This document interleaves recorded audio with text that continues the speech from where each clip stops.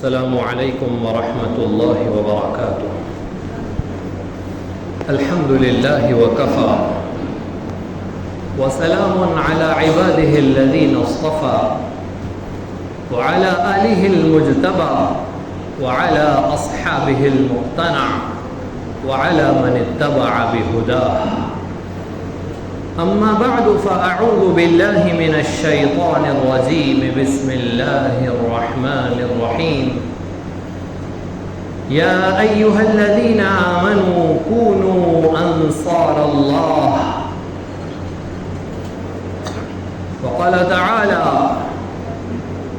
ولا تحسبن الله غافلا عما يعمل الظالمون انما يؤخرهم ليوم تشخص فيه الابصار. صدق اللہ العظیم. بزرگان محترم، عزیزان گرامی، نوجوانان ملت اسلامیہ، رب تعالیٰ نے اس ساری کائنات کے لیے جس طریقے زندگی کو پسند فرمایا ہے اسے اسلام کہتے ہیں. اسلام یہ اللہ رب العزت کا وہ پسندیدہ طریقہ زندگی ہے جس پر رب تعالیٰ نے اس روئے زمین کی اور اس دنیا کے بعد آخرت کی دنیا کی ساری کامیابیوں کا، خیر و فلاح کا دار و مدار رکھا ہے. اللہ پسند اسے کرتے ہیں جو اسلام کے مطابق اپنی صبحیں اپنی شامیں گزارے. اللہ کے یہاں وہ طریقہ زندگی منظور ہے، مقبول ہے، جن کی غمی خوشی اسلامی قانون کے مطابق ہو. اللہ رب العزت کو وہ بندے پسند آتے ہیں جن کی عبادت میں، جن کی تجارت میں، جن کے عقیدے میں، جن کے اعمال میں، جن کی معاشرت میں، جن کے معاملات میں صرف اسلام کی چھاپ ہو. گویا احکم الحاکمین کے یہاں کسی عمل کی مقبولیت کے لیے ضروری ہے کہ اس پر محمد الرسول اللہ کی مہر ہو. جیسے کسی مملکت کا منظور شدہ کوئی پروڈکٹ ہوتا ہے، وہ اس پر اپنا واٹر مارک لگاتے ہیں، وہ اس پر اپنا اسٹیمپ لگاتے ہیں، وہ اس پر اپنی چھاپ چھوڑتے ہیں، اس پر ان کی مہر ہوتی ہے. وہ اس ملک کا منظور شدہ سامان ہوتا ہے، اس کے بیچنے کی، اس کے خریدنے کی اجازت ہوتی ہے، گارنٹی ہوتی ہے. احکم الحاکمین کے یہاں کسی عمل کو منظور کرانے کے لیے، آسمانوں پر کسی عمل کے پہنچانے کے لیے،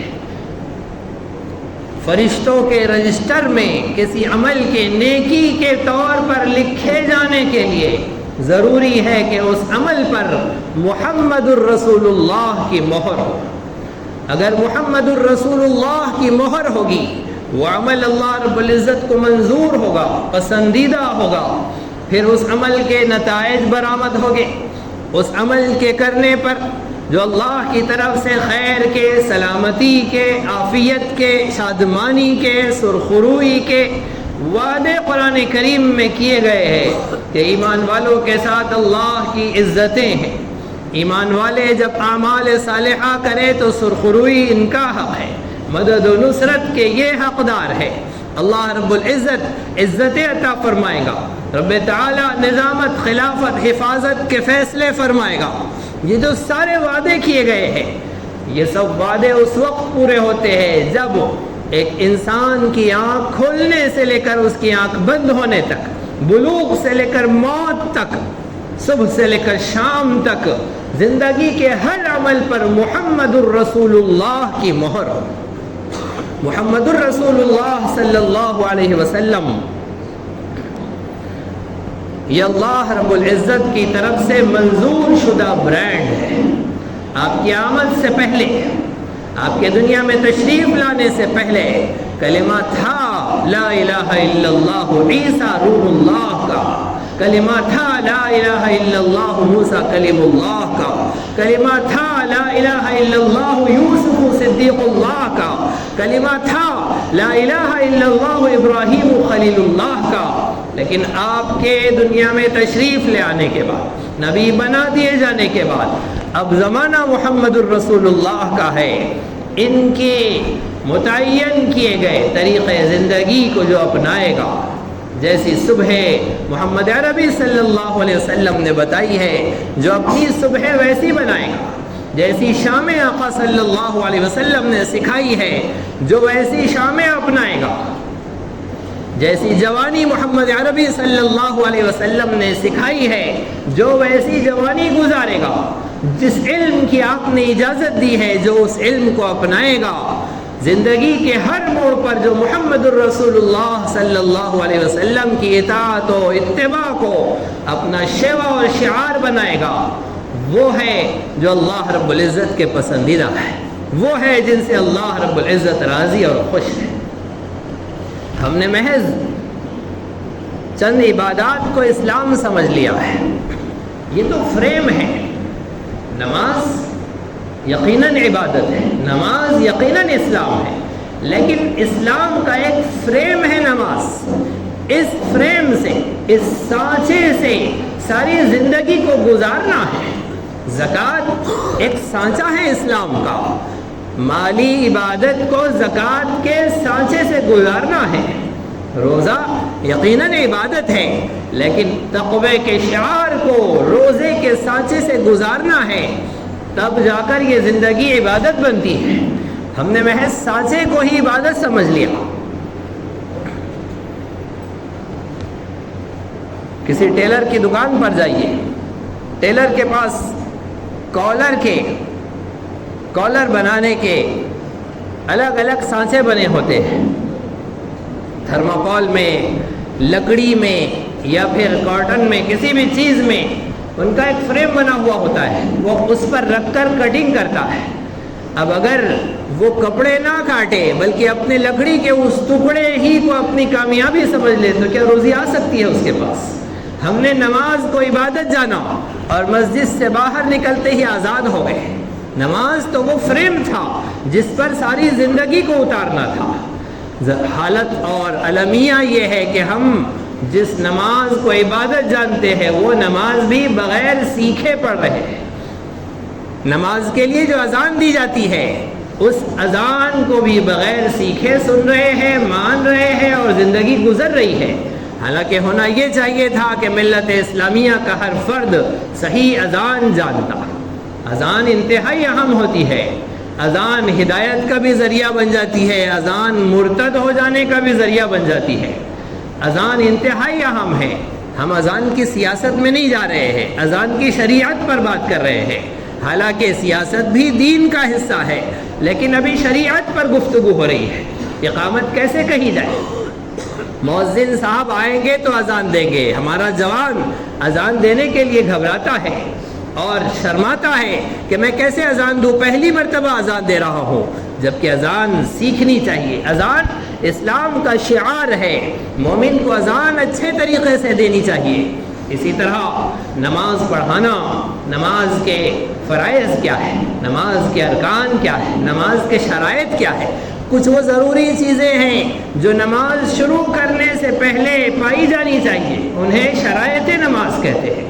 کچھ وہ چیزیں ہیں جو نماز میں ضروری ہے، انہیں ارکان نماز کہتے ہیں۔ کچھ وہ چیزیں ہیں جن کے بغیر نماز ناقص ہے، ادھوری ہے، اسے واجبات نماز کہتے ہیں۔ جیسے جمعہ کا خطبہ واجب ہے، اگر خطبے میں شرکت نہیں ہوئی تو نماز جمعہ ادھوری ہے، ناقص ہے۔ کچھ ہے جو نماز کو کمال تک پہنچاتی ہے، اسے نماز کی سنتیں کہتے ہیں۔ اگر اللہ رب العزت کے یہاں مکمل ثواب چاہیے نماز کا تو ضروری ہے کہ سنتوں کی پابندی ہو۔ نماز میں 51 سنتیں ہیں، ہم نے کتنی یاد کی ہے؟ زندگی کے ان 30 سالوں میں، 35 سالوں میں، 28 سالوں میں ہم نے کبھی نماز کی سنتیں دیکھی ہیں؟ کبھی یہ کان سے گزرے ہیں؟ پھر اللہ رب العزت کو راضی کرنے کے لیے چھوٹے چھوٹے تھے جب سے دادا جان نانا جان کے ساتھ مسجد جا رہے ہیں، لیکن اب تک نماز کی سنتیں یاد نہیں کی ہے، تو اللہ کو پسند کرانا ہے یا نہیں کرانا ہے؟ یہ سب سیکھنے کی چیزیں ہیں۔ نماز جنازہ سیکھنا ضروری ہے، ابھی تو مولوی صاحب کے ذمہ کر دیا ہے ہم نے نماز جنازہ، جبکہ امام صاحب کی ذمہ داری نہیں ہے نماز جنازہ، یہ تو وارث کی ذمہ داری ہے کہ وارث اپنے والد کے، اپنے بڑوں کے انتقال پر خود نماز جنازہ پڑھائے۔ خطبہ نکاح یہ قاضی صاحب کی ذمہ داری نہیں ہے، پیپر بنانا قاضی صاحب کی ذمہ داری ہے۔ خطبہ نکاح تو گھر کے فرد کی ذمہ داری ہے، لڑکی کا والد خطبہ نکاح پیش کرے۔ اسلام کی ساری زندگی یہ سب گھر کے افراد کو مل کر مکمل کرنا ہے۔ یہ سب ہم کب کریں گے؟ جب سیکھیں گے، جب ہم جانیں گے۔ کچھ چیزیں ماننے سے تعلق رکھتی ہے، اسے عقائد کہتے ہیں۔ کچھ چیزیں پریکٹیکل کرنے سے تعلق رکھتی ہے، اسے اعمال کہتے ہیں۔ اور کچھ چیزیں ان بلڈ آپ کی شخصیت کا حصہ ہوتی ہے، اسے اخلاق کہتے ہیں۔ عقائد اور اعمال اور اخلاق یہ تین چیزیں، یہ اسلام کی تین قسمیں ہیں۔ سارے اسلامی علوم کو ان تین قسموں میں تقسیم کیا جاتا ہے۔ بنیادی چیز عقیدہ ہوتی ہے، عقیدہ اکائی ہے، اعمال صفر ہے۔ اگر اکائی صحیح جگہ پر ہوں گی تو جتنے صفر لگیں گے سب کاؤنٹ ہوں گے، اگر اکائی غلط جگہ لگی ہوں گی تو سب صفر صفر ہی رہ جائے گا۔ عقیدہ ہونا ضروری ہے اور صحیح ہونا ضروری ہے۔ ماننا کیسے ہے اللہ کو؟ جیسے ہمارا دل چاہتا ہے تو دنیا کی ساری قومیں اللہ کو مانتی ہے، ویسے ماننا اللہ کو منظور نہیں ہے جیسے ہمارا دل چاہتا ہے۔ اللہ کو ویسے ماننا ہے جیسے اللہ چاہتے ہیں، رسول عربی کو ویسے ماننا ہے جیسے اللہ چاہتے ہیں۔ قرآن کے بارے میں، آسمانی کتابوں کے بارے میں، سارے نبیوں کے بارے میں، جنت اور جہنم کے بارے میں، حشر نشر کے بارے میں، پل صراط اور میزان کے بارے میں کیا ماننے کی چیزیں ہیں، کیا جاننے کی چیزیں ہیں، یہ سب سیکھنا ضروری ہے۔ مسلمان یہ ساری چیزوں کے اہتمام کرنے والے کو کہتے ہیں۔ محض مسلمان نام رکھ لینے سے مسلمان نہیں ہو جاتا، محض مسلمان گھر میں پیدا ہو جانے سے بچہ مسلمان نہیں ہو جاتا، مسلمان بننا پڑتا ہے، مسلمانی سیکھنی پڑتی ہے، اپنے اندر اپنانا ہوتا ہے۔ یہ وہ ساری چیزیں ہیں جو ملت اسلامیہ کی اصل اور بنیاد ہے۔ ہمارا وجود ان دو پیروں پر کھڑا ہوا نہیں ہے، یہ دو پیر پر تو سب کھڑے ہیں، سارے انسان کھڑے ہیں۔ مسلمان کا وجود اس کے عقیدے پر ہے، اس کے اعمال پر ہے۔ اگر ہم وہ نہیں ہیں جو ہمارے لیے ضروری ہے تو پھر ہم میں اور اغیار میں کیا فرق رہ گیا ہے؟ اگر ہم ٹیکنالوجی کے آگے دوڑ رہے ہیں مبارک، اگر ہم ایجوکیشن کے آگے دوڑ رہے ہیں مبارک، اگر ہم اکنامک کے آگے دوڑ رہے ہیں مبارک، لیکن یہ سب اگر اسلامائز نہیں ہے تو پھر ہم نے کیا کیا؟ پھر ہم نے کچھ نہیں کیا، سب ہم سے آگے ہے۔ اگلے 100 سال آپ دوڑیے، ان کی برابری نہیں کر سکتے کیونکہ وہ اور 100 سال میں کتنے آگے بڑھ جائیں گے۔ لیکن عقیدہ وہ چیز ہے، عبادت وہ چیز ہے، ایمان وہ چیز ہے، اسلام وہ چیز ہے جس کے ذریعے ہم سب سے آگے ہیں، ہم سب پر فائق ہے۔ اور اگر وہ نہیں ہے ہمارے پاس تو پھر ہم یہاں بھی ناکام ہیں اور وہاں بھی ناکام ہیں۔ ضرورت اس بات کی ہے کہ ہم اپنی ذمہ داری کو سمجھیں۔ یہ سیکھنا ہماری ذمہ داری ہے، ہماری ذمہ داری ہے۔ آپ گاڑی چلا رہے ہو، آپ سگنل پر پہنچے، ریڈ لائٹ لگا ہے، گاڑی لے کر آگے نکل گئے، پولیس والے نے پکڑ کر کہا کہ آپ نے سگنل توڑا ہے، آپ نے قانون توڑا ہے۔